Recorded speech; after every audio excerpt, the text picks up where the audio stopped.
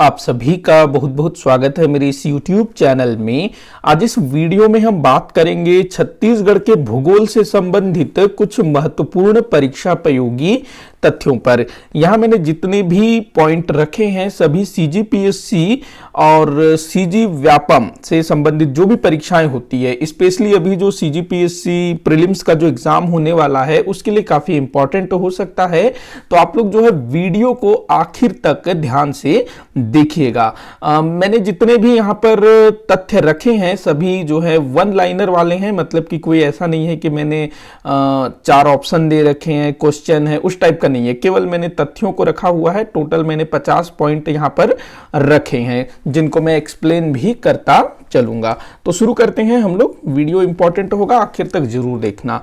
तो यहां पर मैंने पहला पॉइंट लिया है, छत्तीसगढ़ राज्य भारत के प्रायद्वीपीय पठार के उत्तर पूर्वी भाग में स्थित है। ये पूछा भी गया है कि भारत जो है कहां आता है, कि भारत की स्थिति क्या है, मतलब वो छत्तीसगढ़ किस भाग में आता है, ऐसा पूछा गया है। तो हमारा जो भारत है वो अलग अलग भागों में बटा हुआ है, जैसे कि उत्तर का मैदान, उत्तर का पर्वतीय प्रदेश, प्रायद्वीपीय पठार, जो तटीय प्रदेश, तो इस टाइप से अलग अलग भागों में बटा हुआ है ना।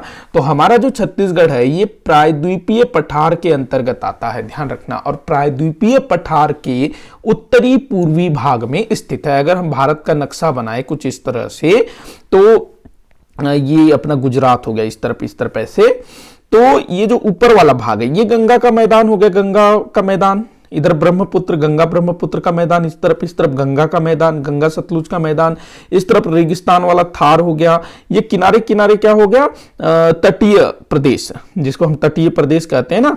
और ये वाला जो भाग है बीच वाला, ये कहलाता है प्रायद्वीपीय पठार। तो हमारा जो छत्तीसगढ़ है लगभग यहां पर है ऐसा। तो हमारा जो छत्तीसगढ़ है प्रायद्वीपीय पठार का भाग है और प्रायद्वीपीय पठार के उत्तरी पूर्वी भाग में स्थित है। ये हो गया आपका उत्तर, ये ऊपर हो गया उत्तर, ये हो गया पूर्व।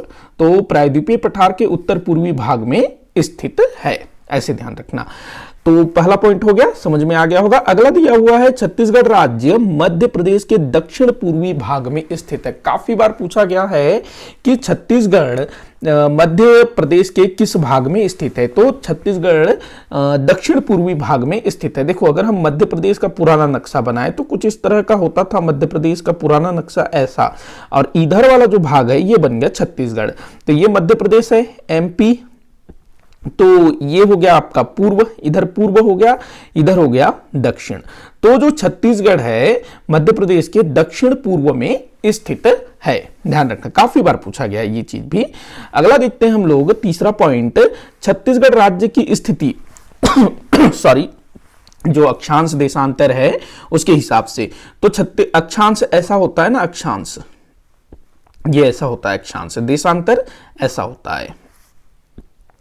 तो देखिएगा जो छत्तीसगढ़ जो है उसकी अक्षांशीय स्थिति क्या है, तो 17.46 डिग्री उत्तरी अक्षांश, 17.46 डिग्री उत्तरी अक्षांश से 14 अरे ये क्या हो गया, ये थोड़ा सा मिस्टेक कर दिया मैंने, ये 14 नहीं होना था, ये 24 होना था।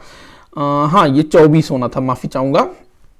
17.46 उत्तरी अक्षांश से 24.5 उत्तरी अक्षांश तथा 80.15 पूर्वी देशांतर से 84.25 पूर्वी देशांतर तक विस्तृत है। ये 24 है, 14 गलती से लिखा गया है क्योंकि हमारे छत्तीसगढ़ के उत्तरी भाग से कर्क रेखा भी गुजरती है ना, जिसकी स्थिति क्या है 23.5, या फिर उसको हम 23.5 डिग्री भी बोल सकते हैं।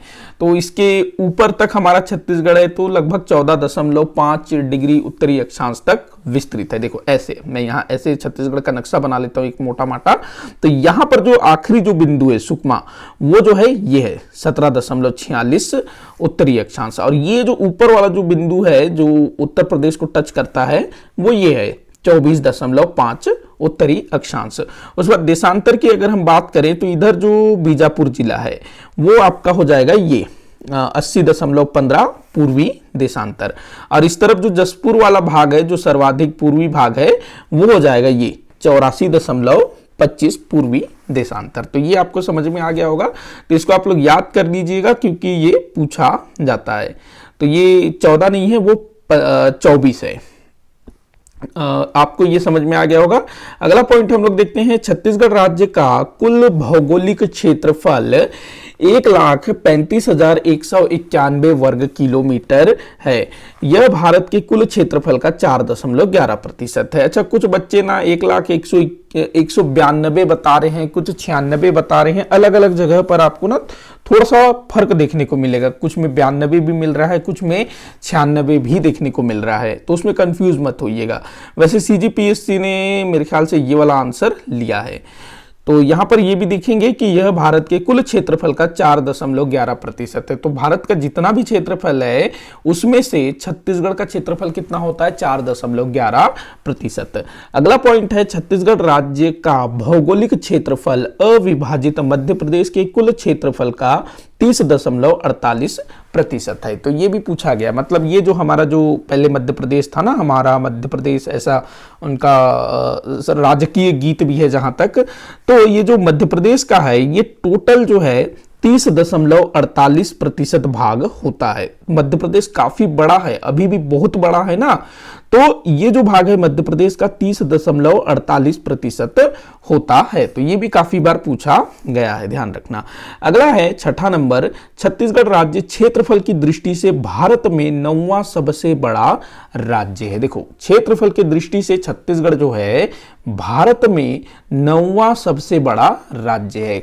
कुछ वर्ष पहले तक जब जम्मू कश्मीर का विभाजन नहीं हुआ था, तब जो छत्तीसगढ़ है वो 10वां बड़ा राज्य हुआ करता था। लेकिन अब चूंकि जम्मू कश्मीर की स्थिति बदल चुकी है, जम्मू कश्मीर को पूर्ण राज्य के दर्जे, जम्मू कश्मीर का जो पूर्ण राज्य का दर्जा है उसको समाप्त कर दिया गया। अब वो केंद्र शासित प्रदेश है, तो उसको राज्य के रूप में नहीं गिना जाएगा। तो अब जो है छत्तीसगढ़ 9वां सबसे बड़ा राज्य है। क्षेत्रफल की दृष्टि से छत्तीसगढ़ से बड़ी राज्य हैं, बड़े होना था ये, बड़े, छत्तीसगढ़ से बड़े राज्य हैं तो राजस्थान छत्तीसगढ़ से बड़ा है, मध्य प्रदेश छत्तीसगढ़ से बड़ा है, महाराष्ट्र छत्तीसगढ़ से बड़ा है, उत्तर प्रदेश छत्तीसगढ़ से बड़ा है, गुजरात छत्तीसगढ़ से बड़ा है, कर्नाटक छत्तीसगढ़ से बड़ा है, आंध्र प्रदेश छत्तीसगढ़ से बड़ा है, उड़ीसा भी छत्तीसगढ़ से बड़ा है। टोटल कितने, 1 2 3 4 5 6 7 8। तो छत्तीसगढ़ से 8 बड़े राज्य हैं, मतलब छत्तीसगढ़ 9वां सबसे बड़ा राज्य है, मतलब कि उसके पहले उससे बड़े 8 बड़े राज्य होंगे। तो यहां ध्यान रखेंगे कि जो उड़ीसा है ये भी छत्तीसगढ़ से बड़ा है। आंध्र प्रदेश, देखो आंध्र प्रदेश का भी विभाजन हुआ ना 2014 में, आंध्र प्रदेश से अलग करके तेलंगाना नया राज्य बना। तो जो तेलंगाना नया राज्य बना है वो छत्तीसगढ़ से छोटा है, लेकिन जो आंध्र प्रदेश है ना उसका जो भी बचा हुआ हिस्सा है वो छत्तीसगढ़ से बड़ा है। ध्यान रखेंगे, तेलंगाना का क्षेत्रफल मेरे ख्याल से शायद 1,14,000 वर्ग किलोमीटर कुछ होना चाहिए, तो तेलंगाना छत्तीसगढ़ से छोटा है, ध्यान रखना। और आंध्र प्रदेश वो छत्तीसगढ़ से बड़ा है।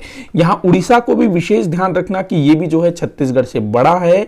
गुजरात भी बड़ा है, वैसे तो गुजरात देखने से भी बड़ा लगता है, कर्नाटक भी बड़ा है, देखने से पता चल जाता है, उत्तर प्रदेश, मध्य प्रदेश, महाराष्ट्र, राजस्थान, भाई इनको तो बोलने की जरूरत ही नहीं है, तो देखने से ही नक्शा देखोगे वैसे ही पता चल जाएगा कि ये बड़ा है।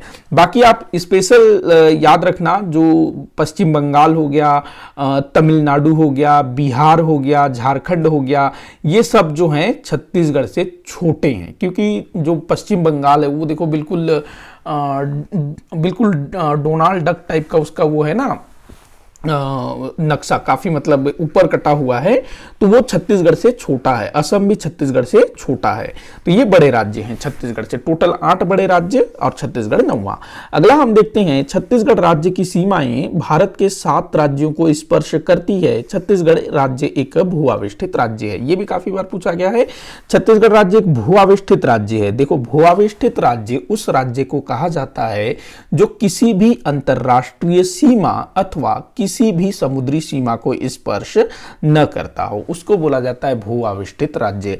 ऐसे राज्य हमारे भारत में कितने हैं, एक तो छत्तीसगढ़ हो गया, दूसरा हो गया अपना झारखंड, तीसरा हो गया तेलंगाना, चौथा हरियाणा, तो टोटल जो है ना 4, अच्छा एक मध्य प्रदेश, 5, टोटल 5 भू-आविष्ठित राज्य हैं जो किसी भी अंतरराष्ट्रीय सीमा और किसी भी समुद्री सीमा को स्पर्श नहीं करते हैं। तो 5 भू-आविष्ठित राज्य हैं। वैसे ही भू-आविष्ठित जिले होते हैं। हमारे छत्तीसगढ़ में 10 भू-आविष्ठित जिले हैं।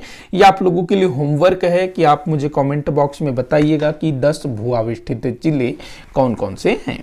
अगला हम लोग देखते हैं ना, वहां छत्तीसगढ़ राज्य की सीमाएं उत्तर प्रदेश, झारखंड, उड़ीसा, आंध्र प्रदेश, तेलंगाना, महाराष्ट्र और मध्य प्रदेश की सीमा को स्पर्श करती है। तो इन राज्यों के नाम याद रखना जिन जिन राज्यों को छत्तीसगढ़ की सीमा स्पर्श करती है। अगला दिया हुआ है 10वां पॉइंट, छत्तीसगढ़ के उत्तरी भाग से कर्क रेखा गुजरती है। कर्क रेखा छत्तीसगढ़ के 3 जिले कोरिया, बलरामपुर और सूरजपुर से होकर के गुजरती है। यहां पर ना क्रम थोड़ा सा मैंने गलत कर दिया है, कोरिया के बाद सूरजपुर आना था, उसके बाद बलरामपुर। तो क्रम आप ऐसे याद रखना, मतलब अगर हम लोग देखें ऐसे पश्चिम से पूर्व की ओर जब जाएगा तो पहले कोरिया, फिर सूरजपुर, फिर बलरामपुर। तो 3 जिलों से जो है कर्क रेखा गुजरती है। आगे बढ़ते हैं, यहां तक आप लोगों को चीजें समझ में आ रही होंगी।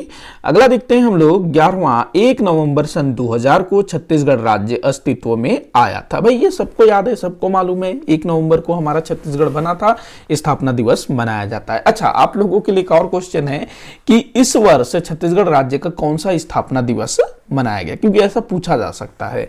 तो 1 नवंबर 2000 को छत्तीसगढ़ राज्य अस्तित्व में आया था, तब छत्तीसगढ़ राज्य में 16 जिले थे। राज्य स्थापना के समय छत्तीसगढ़ में कितने जिले थे? 16 जिले थे। काफी बार पूछा गया है। वर्तमान समय में छत्तीसगढ़ राज्य में 28 जिले हैं। अभी कितने जिले हैं? 28 जिले हैं। लेकिन भाई आगे आने वाले समय में 28 से 32 भी हो सकते हैं। हाँ, 32 तो हो ही सकते हैं, और 36 करने की भी बात चल रही है, क्योंकि छत्तीसगढ़ है तो 36 जिले होने चाहिए, ऐसा जो है हमारे जो मुख्यमंत्री जी हैं उनका कहना है। तो अभी 28 जिले हैं फिलहाल। तो आगे देखते हैं, वर्ष 2007 में बीजापुर और नारायणपुर जिले का गठन हुआ। देखो, राज्य बनने के बाद जो पहला जो जिलों का पुनर्गठन हुआ 2007 में हुआ। बीजापुर और नारायणपुर जिले बने। बीजापुर जो है दंतेवाड़ा से अलग हुआ, नारायणपुर बस्तर से अलग हुआ। उसके बाद वर्ष 2009 में 9 जिले अस्तित्व में आए। देखो, 2007 में 2, 2012 में 9।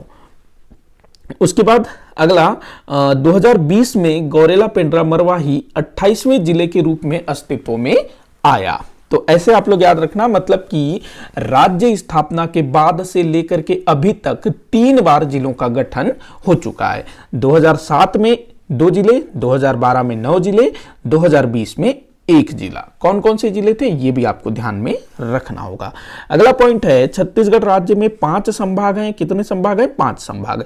रायपुर सबसे पुराना संभाग है, फिर बिलासपुर, बस्तर, सरगुजा और दुर्ग। सबसे पुराना संभाग रायपुर है, सबसे नया संभाग दुर्ग है। दुर्ग जो है 2013 में बना था, सरगुजा 2008 में बना था।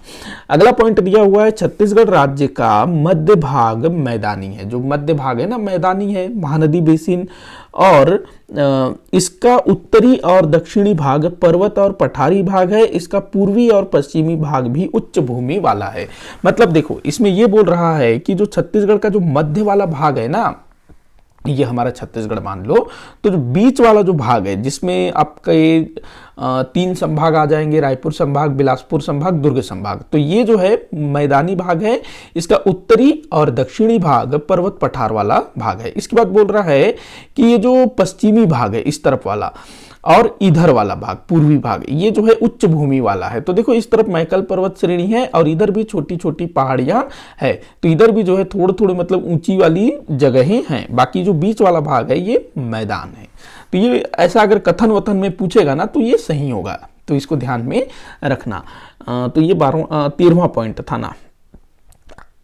ठीक है, अगला हम लोग देखते हैं, छत्तीसगढ़ राज्य का आकार समुद्री घोड़ा के समान है। 14वां पॉइंट, तो ये तो भाई लगभग सभी को पता है, समुद्री घोड़े के समान है छत्तीसगढ़ का आकार। दरियाई घोड़ा मत कर देना। अगला दिया, हाँ दरियाई घोड़ा, हाँ इसको दरियाई घोड़ा भी बोलेंगे। मेरे ख्याल से दरियाई घोड़ा किसी और को भी बोला जाता है क्या, बताइएगा आप लोग मुझे कमेंट बॉक्स में। इसको अंग्रेजी में सी हॉर्स बोला जाता है। अगला दिया हुआ है छत्तीसगढ़ राज्य समुद्र की सीमा से लगभग 400 किलोमीटर दूर है। छत्तीसगढ़ जो है ना समुद्री सीमा से 400 किलोमीटर दूर है। छत्तीसगढ़ के निकट बंगाल की खाड़ी है। ध्यान रखना, छत्तीसगढ़ के निकट जो सबसे निकट जो समुद्र है, सागर है, वो बंगाल की खाड़ी है। अगर आप देखोगे तो जो उड़ीसा के जो तटवर्ती क्षेत्र हैं और आंध्र प्रदेश के जो कुछ तटवर्ती क्षेत्र हैं वो हमारे छत्तीसगढ़ से काफी निकट हैं। तो लगभग 400 किलोमीटर की दूरी पर है बंगाल की खाड़ी। छत्तीसगढ़ के निकट बंगाल की खाड़ी है तथा समुद्र तल से छत्तीसगढ़ की औसत ऊंचाई 600 मीटर है। समुद्र तल से छत्तीसगढ़ की औसत ऊंचाई 600 मीटर है। देखो, जो प्रायद्वीपीय पठार है ना, जिसके अंतर्गत हमारा छत्तीसगढ़ आता है, तो मेरे ख्याल से ना जो प्रायद्वीपीय पठार है उसकी भी औसत ऊंचाई शायद 600 मीटर है। आप लोग मुझे करेक्ट करिएगा, मुझे लगभग 600 मीटर होना चाहिए प्रायद्वीपीय पठार की औसत ऊंचाई। बताइएगा आप लोग कमेंट करके इसको। ये भी आप लोगों के लिए क्वेश्चन है, क्योंकि ये भी पूछा जा सकता है ना, क्योंकि सीजीपीएससी में तो भारत के भूगोल से भी क्वेश्चन आती है ना। अगला देखते हैं हम लोग, छत्तीसगढ़ राज्य का सर्वाधिक भौगोलिक क्षेत्रफल पठार के अंतर्गत आता है। ध्यान रखेंगे, ये क्वेश्चन भी मेरे ख्याल से सीजीपीएससी में पूछा गया है कि छत्तीसगढ़ राज्य का सर्वाधिक भौगोलिक क्षेत्रफल किसके अंतर्गत आता है, तो पठारों के क्षेत्रफल पठारों के अंतर्गत आता है। हमारे छत्तीसगढ़ में बहुत सारे पठार हैं, उत्तरी भाग में पठार है, दक्षिणी भाग में पठार हैं, दंडकारण्य का पठार हो गया, काफी सारे हैं ना, तो पठार के अंतर्गत आते हैं छत्तीसगढ़ का अधिकांश भाग। अगला दिया है जैव भौगोलिक दृष्टि से छत्तीसगढ़ राज्य दक्कन जैव क्षेत्र में आता है। दक्कन जैव क्षेत्र, या इसको अंग्रेजी में बोलेंगे डेक्कन, डेक्कन जैव मंडल। ये जैव क्षेत्र को जैव मंडल भी बोला जा सकता है या जोन भी बोला जा सकता है। तो डेक्कन जैव मंडल के अंतर्गत आता है, दक्कन जैव क्षेत्र के अंतर्गत आता है भौगोलिक जैव भौगोलिक दृष्टि से। तो ये भी मेरे ख्याल से पूछा गया है, अधिकांश चीज ना पूछा गया है किसी ना किसी एग्जाम में। अगला देखते हैं हम लोग 18वां, छत्तीसगढ़ राज्य को छत्तीसगढ़ राज्य को भौतिक आधार पर 4 भागों में विभाजित किया गया है।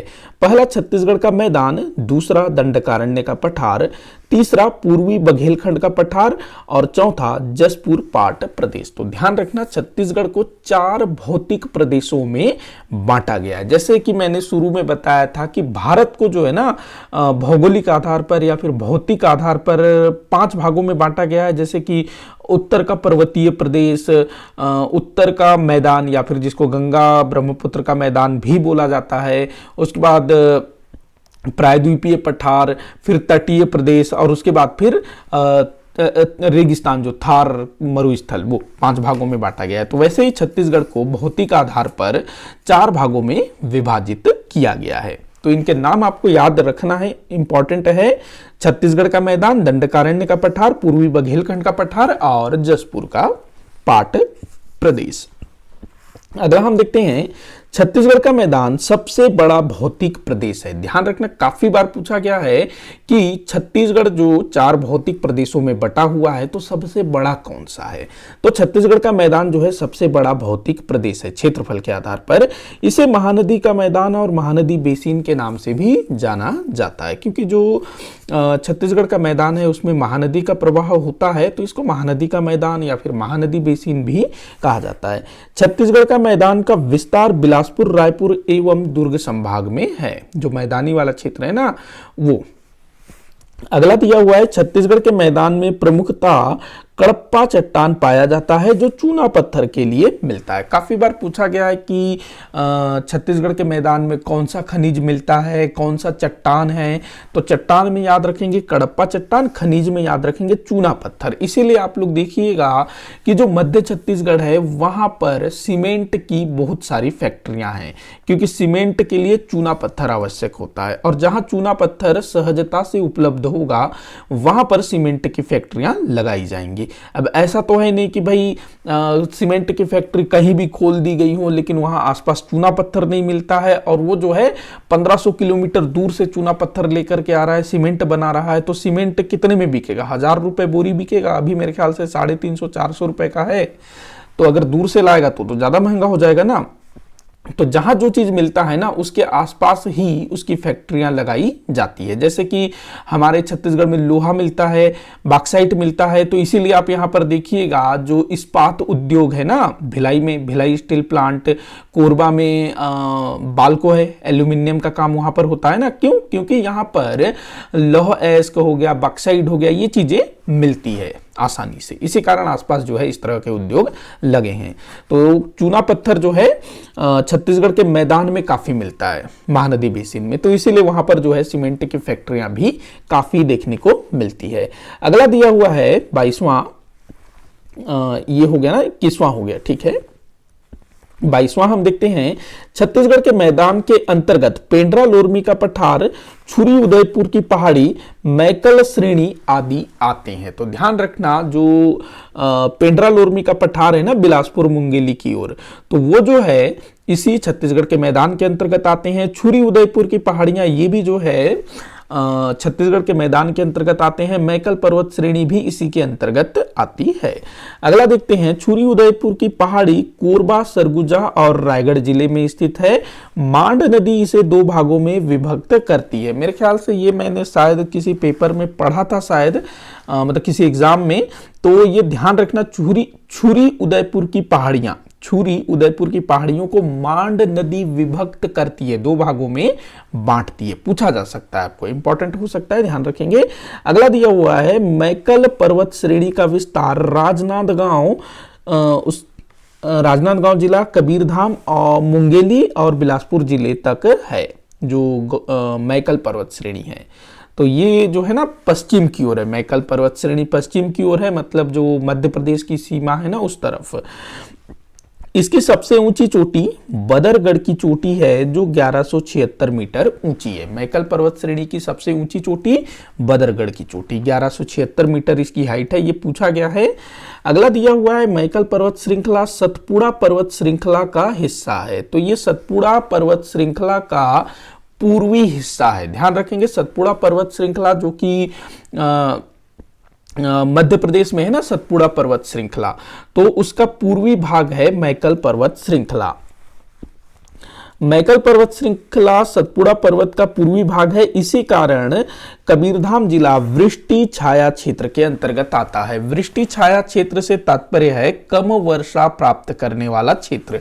देखो, जो पर्वत होते हैं ना, उनका जो पूर्वी भाग होता है, पर्वतों का जो पूर्वी भाग होता है, उस तरफ जो है ना वर्षा कम होती है, ऐसा मतलब भूगोल में मैंने कहीं पढ़ा था।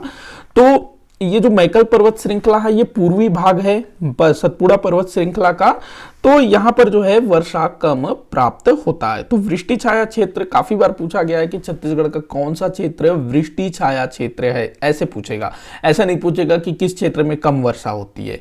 तो वो है मैकल पर्वत श्रेणी या फिर कबीरधाम जिला, वृष्टि छाया क्षेत्र, कम वर्षा वाला क्षेत्र। अगला दिया हुआ है, मैकल पर्वत श्रृंखला महानदी और नर्मदा अपवाह तंत्र को अलग करती है। देखो, जो मैकल पर्वत श्रृंखला है ना, उसके कारण राजनांदगांव, मुंगेली, इस तरफ इसमें कबीरधाम भी आएगा, इस तरफ की जो नदियां हैं ना, वो पश्चिम की ओर नहीं जाकर के पूर्व की ओर आती है और शिवनाथ महानदी में आकर के मिलती है। और कुछ नदियां हैं जो कि पश्चिम की ओर जाती है, मतलब जो मैकल पर्वत श्रृंखला के उस पार जो नदियां होंगी वो। तो ये जो है एक तरह से नर्मदा और महानदी अपवाह तंत्र के बीच जो है ना क्या कहते हैं जल विभाजक का भी काम करती है। यहां पर आप शिवनाथ महानदी भी ले सकते हैं, सॉरी शिवनाथ नर्मदा भी। अगला दिया हुआ है, छत्तीसगढ़ के मैदान के अंतर्गत राज्य की सर्वाधिक जनसंख्या संकेंद्रित है। देखो, जो छत्तीसगढ़ का मैदान है, जो मध्य भाग है ना, वहां पर चूंकि वह मैदानी इलाका है तो वहाँ पर नदियाँ भी काफ़ी सारी है और फसलें भी वहाँ पर अच्छी होती है, तो वहाँ पर जनसंख्या का संकेंद्रण बहुत ज़्यादा होगा। जो पर्वत पठार वाले भाग होते हैं, जंगल वाले भाग होते हैं, वहाँ पर अमूमन लोग कम रहते हैं। जैसे कि आप देखिए उत्तर भारत में, देखिए जो गंगा का मैदान है ना, मैदानी क्षेत्र है, तो वहाँ पर जनसंख्या बहुत ज़्यादा है। जो उत्तर प्रदेश है उसकी आबादी लगभग 20-25 करोड़ है। बिहार की आबादी भी मेरे ख्याल से 12-15 करोड़ होनी चाहिए। पश्चिम बंगाल भी ऐसे ही 10-12 करोड़ आबादी उसकी भी है। तो जो मैदानी क्षेत्र होते हैं वहां पर जनसंख्या अधिक निवास करती है, वहीं पर्वत पठार वाले क्षेत्र में थोड़े कम।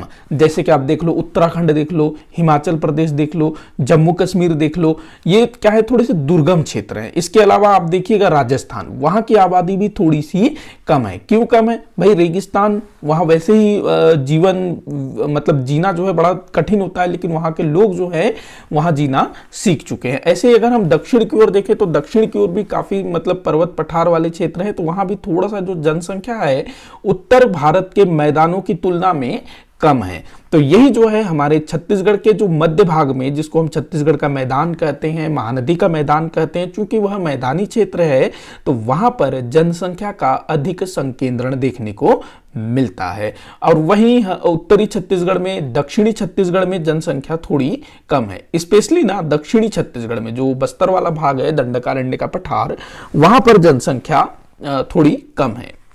तो इसको ध्यान रखना, इस पॉइंट को, ऐसी चीजें जो है पूछी जाती है। खास करके ना जो कथन वथन दिया हुआ होता है ना, 4-5 कथन दे दिए रहेंगे कौन सही है कौन गलत है, उसमें इस तरह की चीजें आपको देखने को मिलेंगी। अगला दिया हुआ है छत्तीसगढ़ राज्य का उत्तर क्षेत्र, उत्तरी होना था, छत्तीसगढ़ राज्य का उत्तरी क्षेत्र पूर्वी बघेलखंड के पठार के अंतर्गत आता है। इसके अंतर्गत कोरिया, सूरजपुर, सरगुजा और बलरामपुर के पाट प्रदेशों होना था, पाट प्रदेश होना था। तो देखो क्या बोल रहा है कि ये जो पूर्वी बघेलखंड का पठार है ना, इसमें पूरा का पूरा कोरिया जिला, पूरा का पूरा सूरजपुर जिला, पूरा का पूरा सरगुजा जिला सम्मिलित है। वहीं बलरामपुर जिले के पाट प्रदेशों को छोड़ करके, जो जब बलरामपुर का जो पाट पठारी वाला जो क्षेत्र है उसको छोड़ करके सभी जो है ना पूर्वी बघेलखंड के पठार के अंतर्गत आता है। तो ध्यान रखेंगे इस चीज को, पूछा गया है ऐसा। अगला पॉइंट हम लोग देखते हैं 29वां, पूर्वी बघेलखंड के पठार में गोंडवाना प्रकार की चट्टान पाए जाते हैं जो कोयला के लिए विख्यात हैं। देखो जो छत्तीसगढ़ का मैदान था वो चूना पत्थर के लिए विख्यात है, कड़प्पा शैल तंत्र वहां मिलता है। वहीं पूर्वी बघेलखंड के पठार, वहां पर क्या है, गोंडवाना क्रम की चट्टानें हैं जो कोयला के लिए विख्यात है। तो ये ध्यान रखेंगे। अगला है, इस भौतिक प्रदेश की सबसे ऊंची चोटी देवगढ़ की पहाड़ियां हैं जिसकी ऊंचाई 1033 मीटर है। पूछा जाएगा सीधा सीधा, पूर्वी बघेलखंड के पठार की सबसे ऊंची चोटी कौन सी है? तो देवगढ़ की चोटी 1033 मीटर। यह पहाड़ी कोरिया जिले में चांग भखार देवगढ़ की पहाड़ियों के अंतर्गत आता है। अगला दिया हुआ है, कैमूर पर्वत श्रृंखला से हसदो नदी का उद्गम हुआ है। कैमूर पर्वत श्रृंखला, हसदो नदी हमारे छत्तीसगढ़ की एक प्रमुख नदी है। अगला है, पूर्वी बघेलखंड के पठार के अंतर्गत रामगढ़ की पहाड़ियां आती हैं जो सतपुड़ा पर्वत श्रेणी का भाग है। इसको ध्यान रखना, स्पेशली रामगढ़ की पहाड़ियां सतपुड़ा पर्वत श्रेणी का भाग है। रामगढ़ की पहाड़ियों के अंतर्गत सीता बेंगरा, जोगी मारा और लक्ष्मण बेंगरा की गुफाएं प्रसिद्ध है। सीता बेंगरा, लक्ष्मण बेंगरा, जोगी मारा की गुफा, ये सब काफी इंपॉर्टेंट है क्योंकि सीता बेंगरा और जोगी मारा की जो गुफाएं हैं यहाँ पर प्राचीन नाट्यशाला मिला हुआ है। सीता बेंगरा की गुफा में नाट्यशाला मिला है। जोगी मारा की गुफा में देवदासी सुतनुका के बारे में जानकारी मिलता है। अगला है, रामगढ़ की पहाड़ियों में ही विश्व का प्राचीनतम नाट्यशाला प्राप्त हुआ है। तो विश्व का प्राचीनतम नाट्यशाला रामगढ़ की पहाड़ियों में सीता बेंगरा की गुफाओं से प्राप्त हुआ है। अगला दिया हुआ है, दंडकारण्य का पठार बस्तर संभाग के अंतर्गत आता है। यह क्षेत्र धारवाड़ क्रम के चट्टानों से बना है। देखो जो दंडकारण्य है वो धारवाड़ क्रम के चट्टानों से बना है। उसके बाद जो सरगुजा वाला जो क्षेत्र है ना, पूर्वी बघेलखंड का पठार, वो किससे बना है? गोंडवाना क्रम के चट्टानों से। छत्तीसगढ़ का मैदान बना है कडप्पा क्रम के चट्टानों से। तो इसको ध्यान रखेंगे, ऐसे जो है ना तुलना टाइप का पूछा जाता है। तो दंडकारण्य का पठार धारवाड़ क्रम के चट्टानों से बना है, जिससे लौह अयस्क के पर्याप्त भंडार दंडकारण्य क्षेत्र में देखने को मिलते हैं। बैलाडेला की पहाड़ियों से काफी लोहा प्राप्त होता है ना। अगला देखते हैं, दंडकारण्य का सबसे ऊंची चोटी नंदीराज है। दंडकारण्य का सबसे ऊंची चोटी नंदीराज है, जो बैलाडीला पहाड़ियों के अंतर्गत आता है। और ये जो नंदीराज है ना, बैलाडीला की जो सबसे ऊंची चोटी, ये 1210 मीटर इसकी हाइट है और ये छत्तीसगढ़ का दूसरा सबसे ऊंची पर्वत चोटी है। नंदीराज 1210 मीटर। बैलाडीला की पहाड़ियां लौह अयस्क के खदानों के लिए विख्यात है, काफी बार पूछा गया है। बस्तर का पठार बस्तर और सुकमा क्षेत्र में विस्तृत है। बस्तर का पठार, ये बस्तर का पठार नहीं, मेरे ख्याल से बस्तर का मैदान होना चाहिए था। नहीं, ठीक है। बस्तर का मैदान तो बीजापुर और सुकमा इस तरफ फैला हुआ है, ठीक है। ये अगला दिया हुआ है, झीरम घाटी सुकमा जिले के अंतर्गत एवं दरभा घाटी बस्तर जिले के अंतर्गत आता है। देखो, झीरम घाटी जहां पर 2013 में कांग्रेस के नेताओं के ऊपर नक्सलवादियों ने हमला कर दिया था, जिसमें कांग्रेस के काफी सारे बड़े बड़े नेता मारे गए थे, जैसे कि विद्याचरण शुक्ल, उसके बाद महेंद्र कर्मा, एक और नेता थे, उनका मुझे सरनेम याद आ रहा है, पटेल, आनंद कुमार पटेल, वो मारे गए थे। उनके बेटे भी वहां पर मारे गए थे। तो काफी सारे कांग्रेस के नेता वहां मारे गए थे झीरम घाटी में। तो ये ना सुकमा जिले के अंतर्गत आता है। ध्यान रखना, दरभा घाटी का ही ये भाग है, लेकिन जो दरभा घाटी है उसका कुछ भाग जो है सुकमा के अंतर्गत भी आता है। तो जो झीरम घाटी है, इसको सुकमा के अंतर्गत ही बताया जा रहा है। बाकी जो दरभा घाटी है वो मुख्यतः बस्तर जिले के अंतर्गत आता है। अगला दिया हुआ है, अबुझमाड़ की पहाड़ियों का विस्तार नारायणपुर और बीजापुर जिले के अंतर्गत है। ये पूछा गया है, ध्यान रखेंगे। अगर आपसे ये पूछा जाता है कि अबुझमाड़ की पहाड़ियों का अधिकांश विस्तार कहां पर है, तो खाली आप नारायणपुर लगाएंगे। अगर ऐसा दे दे कि किन किन जिलों में अबुझमाड़ की पहाड़ियों का विस्तार है, तो अधिकतर तो नारायणपुर में, लेकिन उसका कुछ दक्षिणी भाग जो है ना बीजापुर जिले तक फैला हुआ है। अधिकांश नारायणपुर में और कुछ भाग जो है बीजापुर के उत्तरी क्षेत्र में। अबुझमाड़ की पहाड़ियां दंडकारण्य के मध्य पश्चिमी भाग में स्थित है। ध्यान रखना, जो दंडकारण्य का पठार है उसके मध्य पश्चिमी भाग में अबुझमाड़ की पहाड़ियां स्थित हैं। अगला दिया हुआ है, अबुझमाड़ की पहाड़ियों का अधिकांश भाग नारायणपुर के दक्षिणी पश्चिमी भाग में है। देखो, अभी जो चीज मैं बता रहा था वही चीज दिया हुआ है कि अबुझमाड़ की पहाड़ियां जो हैं, अबुझमाड़ की पहाड़ियों का अधिकांश भाग नारायणपुर जिले के दक्षिणी पश्चिमी भाग में पाया जाता है तथा शेष भाग बीजापुर के उत्तरी भाग में पाया जाता है। मतलब कि ऐसा, ये मान लो आपका नारायणपुर है, तो नारायणपुर के दक्षिण पश्चिमी भाग में ये ऐसा जो है अबुझमाड़ है, और इसका कुछ भाग जो है बीजापुर जिले में भी है। ऐसे बीजापुर जिले के उत्तरी भाग में, ये हो गया आपका बीजापुर, इधर वाला हो गया नारायणपुर। तो अधिकतर जो है नारायणपुर में है और कुछ भाग जो है बीजापुर जिले के उत्तरी भाग में स्थित है। अगला हम लोग देखते हैं, प्रसिद्ध केशकाल घाटी कोंडागांव जिले के अंतर्गत आती है। ध्यान रखना, केशकाल घाटी जिसमें 12 मोड़ हैं, मैंने जिक्र किया था, एक बार पूछा भी गया है कि केशकाल घाटी में कितने मोड़ हैं, तो 12 मोड़ हैं। और ये जो केशकाल घाटी है ये दंडकारण्य को शेष छत्तीसगढ़ से जोड़ने का काम करती है। कोंडागांव जिले के अंतर्गत आती है केशकाल घाटी, और इसको जो है ना बस्तर का प्रवेश द्वार भी बोला जाता है। केशकाल घाटी महानदी और इंद्रावती के मध्य जल विभाजक का कार्य करती है। मतलब कि केशकाल घाटी जो है ना, मतलब ऊंची ऊंची पहाड़ियां हैं, तो जो कांकेर की जो नदियां हैं ना, वो जो है ना महानदी में मिलती हैं। बाकी इस तरफ की जो नदियां हैं ये इंद्रावती की सहायक नदी बन जाती हैं, मतलब जल विभाजक का काम करती है। देखो, जल विभाजक होता क्या है, मान लो ये कोई एक उच्च भूमि है, छोटी मोटी पहाड़ी है, कुछ भी हो सकता है, जैसे कि विंध्याचल पर्वत हो गया, वो भी जल विभाजक का काम करती है। विंध्याचल पर्वत जो है ना, विंध्याचल पर्वत जो है ना, गंगा और इधर जो नर्मदा है इसके बीच जल विभाजक का काम करती है। मतलब बहुत सारी नदियां जो हैं गंगा में जाके मिलती है, और जो नर्मदा है उसको जो है इधर ऐसे धकेलती, इस टाइप से। तो मान लो इस तरफ जो नदियां हैं वो इधर जाएंगी, इस तरफ वाली नदियां इधर जाएंगी। क्यों? क्योंकि ये उच्च भूमि है, तो इसको बोला जाता है जल विभाजक। अगला हम देखते हैं केशकाल घाट में ही प्रसिद्ध देवी माता का मंदिर है। देवी माता, कौन सी देवी माता? तेलिन माता। तेलिन माता का मंदिर है केशकाल घाटी के मध्य में ही तेलिन माता का मंदिर। अगला दिया हुआ है गड़िया पहाड़ कांकेर जिले के अंतर्गत आता है, जो एक प्रसिद्ध पर्यटन स्थल है। काफी बार पूछा भी गया है गड़िया पहाड़ के विषय में। यहाँ पर गड़िया महोत्सव का आयोजन किया जाता है राज्य सरकार की तरफ से। अगला दिया हुआ है अलबका की पहाड़ी बीजापुर जिले के अंतर्गत आती है। ये किसी एग्जाम में आया था, अलबका की पहाड़ी बीजापुर जिले के अंतर्गत आती है, ध्यान रखना इस चीज को। अगला है छत्तीसगढ़ में वर्षा की प्रकृति मानसूनी है। छत्तीसगढ़ में वर्षा की प्रकृति मानसूनी है। यहां पर अधिकांश वर्षा बंगाल की खाड़ी की ओर से आने वाली मानसूनी हवाओं से होता है। तो ध्यान रखेंगे बंगाल की खाड़ी से अधिकतर वर्षा प्राप्त होता है छत्तीसगढ़ को, और वर्षा की प्रकृति कैसी है? मानसूनी। अगला दिया हुआ है छत्तीसगढ़ में मानसून का आरंभ बस्तर से होता है। ध्यान रखना मानसून का आरंभ कहां से होता है? बस्तर से।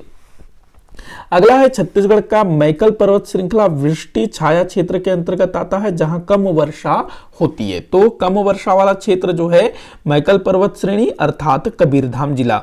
वही अबुझमाड़ में अधिक वर्षा होती है। छत्तीसगढ़ का वह क्षेत्र जहां पर सबसे ज्यादा वर्षा होता है वो है अबुझमाड़। इसी कारण अबुझमाड़ को छत्तीसगढ़ का चेरापूंजी कहा जाता है, क्योंकि हमारे भारत में जो चेरापूंजी है वहां पर बहुत ज्यादा वर्षा होती है। अगला दिया हुआ है छत्तीसगढ़ का सबसे ठंडा स्थान मैनपाट है। मैनपाट जो कि अंबिकापुर सरगुजा में है ना, जहां तिब्बती शरणार्थियों को बसाया गया है। तो मैनपाट जो है सबसे ठंडा स्थल है, इसको छत्तीसगढ़ का शिमला कहा जाता है। अगला दिया हुआ है छत्तीसगढ़ का सबसे गर्म स्थान चांपा है, जांजगीर चांपा वाला चांपा।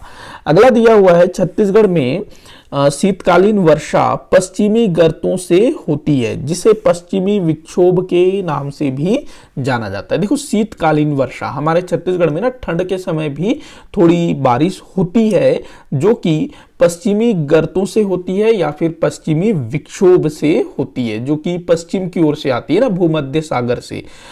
ये भारत के काफी सारे स्थलों में शीतकालीन वर्षा का कारण होता है, तो हमारे छत्तीसगढ़ में भी होता है। तो इतने ही पॉइंट थे, 50 पॉइंट थे। अच्छा, कुछ एक चीज ना जो मैं यहाँ पर शामिल नहीं कर सका उसको मैं आप लोगों को बताना चाहूंगा। एक याद रखेंगे गौरलाटा, मैंने ऊंची चोटियों का जिक्र किया था ना, नंदीराज, ये छत्तीसगढ़ की दूसरी सबसे ऊंची चोटी नंदीराज 1210 मीटर। तो भाई ये जो गौरलाटा है ये छत्तीसगढ़ की सबसे ऊंची पर्वत चोटी है, जिसकी ऊंचाई है 1225 मीटर। 1225 मीटर गौरलाटा कहां पर है? तो ये बलरामपुर जिले में सामरी पाट प्रदेश के अंतर्गत आता है। गौरलाटा पर्वत चोटी छत्तीसगढ़ की सबसे ऊंची चोटी है, काफी बार पूछा गया है। तो इसी के साथ आज का ये वीडियो यहीं पर समाप्त होता है। आप लोग मुझे कमेंट करके बताइएगा कि वीडियो कैसा लगा, और जो भी चीजें छूटी है ना उसको मैं अगले किसी वीडियो में जरूर कवर करूंगा। बाकी आप लोग मुझे बताइएगा कि इस तरह के वीडियोस और लेकर के आने हैं या नहीं, दूसरे टॉपिक में भी बताइएगा जरूर। वीडियो को जितना हो सके उतना आप शेयर करिएगा, लाइक करिएगा, चैनल को सब्सक्राइब करिएगा। वीडियो को आखिर तक देखने के लिए बहुत बहुत धन्यवाद।